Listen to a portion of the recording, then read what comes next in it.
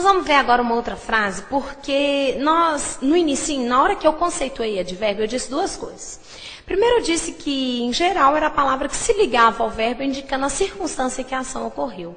Mas eu fiz uma ressalva. Não uma ressalva, mas acrescentei uma outra informação.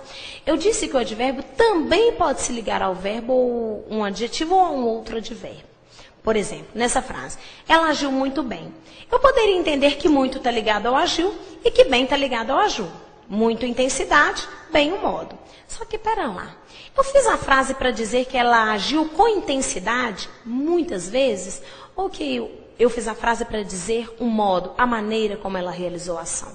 Parece que nessa construção eu estou dizendo que Maria não agiu só bem, ela agiu muito bem. Esse muito intensifica o quão bem ela agiu, não é assim?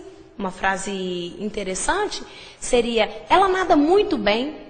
Nessa construção, a frase não é para intensificar a quantidade que ela nada, mas o quão bem ela nada, não é? Vamos analisar essa frase e a primeira coisa que a gente acha é o verbo. O verbo seria o verbo agir, que é um verbo de ação. Depois que a gente acha a frase, a gente divide em dois grupos. Ela seria a parte não verbal, agiu muito bem a parte verbal. Posso inclusive dizer para vocês que dentro dessa expressão agiu é um verbo de ação e, portanto, ele é núcleo. Fechou. E poderia acrescentar dizendo que ela é a parte mais importante, é a palavra mais importante da parte não verbal. Agora nós vamos ligar.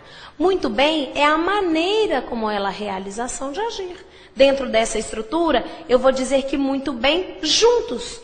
As duas palavras juntas especificam o modo como ela realizou a ação de agir. Daí agora nós vamos lembrar que dentro de um grupo sempre tem uma palavra que é mais importante. Qual que será mais importante? Será que é muito ou será que é bem? Vamos pelo sentido. Se eu tirasse o bem, ela agiu muito, eu respeito a ideia inicial da frase? Se eu tirar o muito, ela agiu bem, eu respeito a ideia inicial da frase? De fato, haverá mudança semântica, haverá mudança de ênfase.